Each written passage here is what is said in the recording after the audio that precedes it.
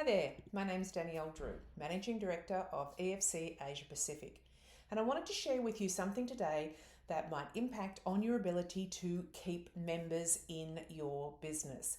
We had this conversation in our EFC Business Clinic, which we hold every week to support our members in attracting new students and growing their business. And this is a leadership mistake that could be costing you members. A lot of issues that come up with school owners relating to staff performance tend to relate to things like my team doesn't follow through, or they're not doing what I asked them to do, or even they're not doing the job properly. What's often the real issue, though, is that there are unclear expectations of what we think our team should be doing.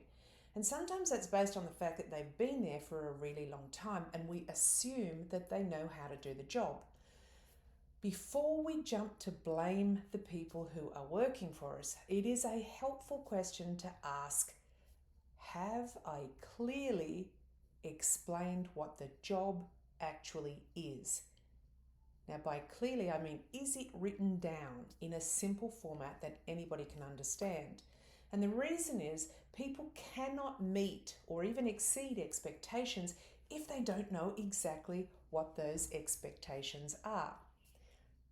Imagine someone has given you an IKEA flat pack of a beautiful cabinet, and you can see on the box that you've got in front of you what that cabinet should look like. However, there are no instructions inside. Now, you could try really hard to assemble this and put in lots and lots of effort, and you might even spend hours trying to figure it all out. But if you don't have the instructions, those pieces are probably still going to end up in the wrong place and worse, leftover bits. You know what I mean. The same thing can happen in business. If we want our teams to perform well, we have to give them very clear instructions about what we expect from them. And not just the title, not just the general idea, like we've got to work on retention or we've got to make sure we do attendance. I mean clear steps, very specific standards, and very detailed expectations of what is involved. Every team member needs more than just a title of a function to perform. They need to know what they're responsible for when they arrive at the dojo, what needs to happen during class, what needs to happen at the end of class, and what they must report back to you on. Now let's take attendance as an example. Attendance is important to every martial arts or dance school, right? So it needs to be tracked every single time. However, just saying we must track attendance is not enough. It's just too vague. We need to be very specific. How does it need to be tracked? When does it need to be tracked? Who is responsible for it? Where is it recorded? And what happens if somebody is missed? This can really impact on retention. You guys know already, if attendance is not tracked properly, your students can fall through the cracks. They miss classes. Nobody follows up with them. They feel like they're not important and they don't matter. They feel unsupported and eventually they leave. And that is why staff follow-up is not just a staff issue, it's a retention issue.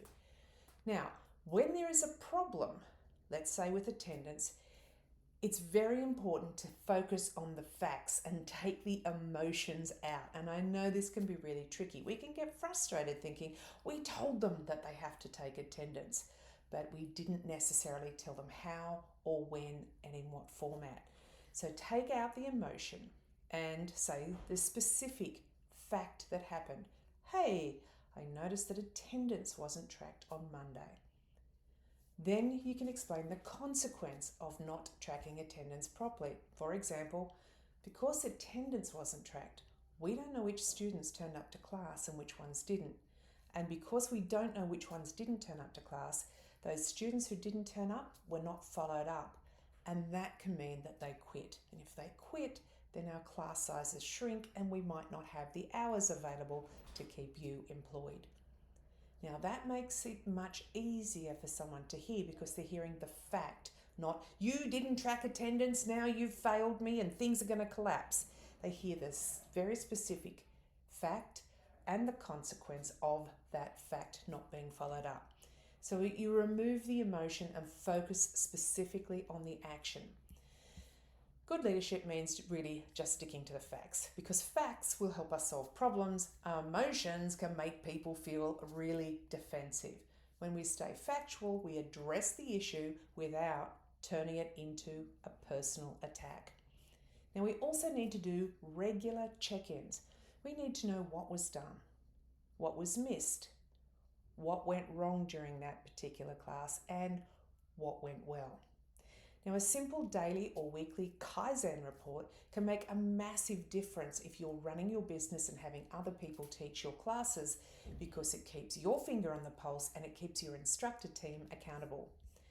Now, let's say you've done all of that, you've got a great job description, you're keeping accountability reports in place, but someone still ignores the requirements of the job. Now, that is a different issue. After we have made sure that the role is clearly defined, that's when we can measure performance against the requirements. Once the role is clear and we've set the standards, then we can decide whether the person in that role is the right person for that role. So the key is not to adjust the role to match the person. It's always important to create and define the role first, then match the right person to it. So as owners and leaders, our job is to lead very clearly. If our team is confused, our business is going to feel the impact. But when the role is clear, when the standards are clear, and the follow-up is consistent, then everyone's performance has the opportunity to improve. And that impacts on our culture as well. People feel clear about what they're doing. They have much more job satisfaction.